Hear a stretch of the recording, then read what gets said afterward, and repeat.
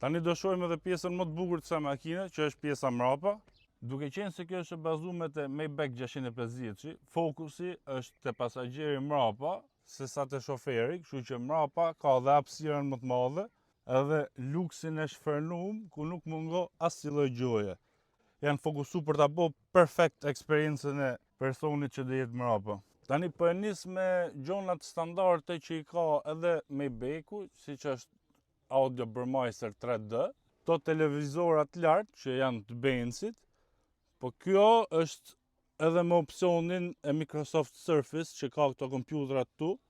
Me këto butonin këtu rregullon këndin e dy ekraneve, ka edhe dy tavolina që janë karbon, ka këtë çantën normalisht lëkur me tastierën që mund ta përdorësh tabletin këtu poshtë Microsoftit. Këtu pastaj kemi edhe frigoriferin, po frigoriferin e mësu që e ka edhe Maybachu, po kjo ka dhe i gjo tjetër, ka këtë tabletën këtu, që këtu mund të kontrollosh ndriçimin, audion edhe videon, që do të shohësh mrapa. Normalisht logo Brabusit këtu e qepur, këtu pastaj i ke me ngroje ftoje cup holderat,